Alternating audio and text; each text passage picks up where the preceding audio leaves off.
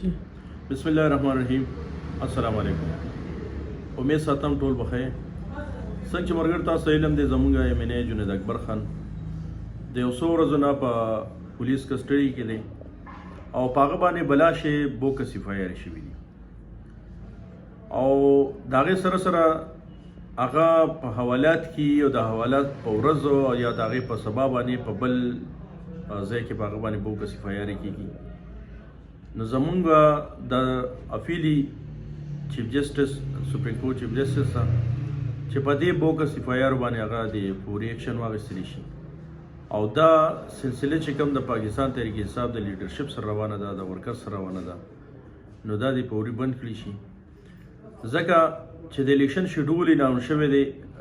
الیکشن آغاز دی، خلک کمپین کوي او په هر ځای کې کولاو جلسې هم کېږي، کولاو کنونشن هم کېږي. خو زمونږ د پاکستان تحریک انصاف کو یو کارنر میټینګ کېږي نو په هغې باندې هم FIR کېږي.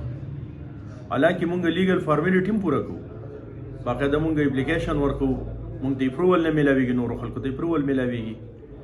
نو زما به د خپل طرف نه د خپل ورکران د سایډ نه دا د سپریم کورټ چیف جسټس ته دا درخواست د اپیل چې په دې باندې د نوټس واخیستلی شي او دا سلسله د بند کړي شي.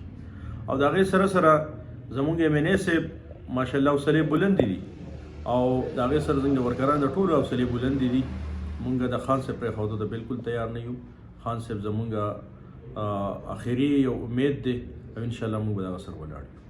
خو د دې سره سره مونږ دا اپیل کوو آی جي خیبر پښتونخوا ته چې ایم ان ای صاحب د خپل FIR او د خپل کیسونو سامنا کوي، هغه هر عدالت ته ځي، هر چوکۍ ته ځي، هغه باندې کوم کسټډي راغلی، کوم ظلم روان دي برداشت کوي، خو د هغه ته د سیکورټي ورکړي شي او د هغه جاني تحفظ وشي.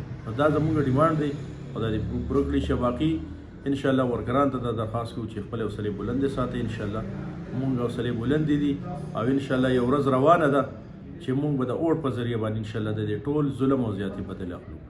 نو ستاسو ټولو ته زما په دا درخواست چې خپل حوصلې بلندې ساتئ او انشاءالله وخت روان دی، دونه لرې نه دی.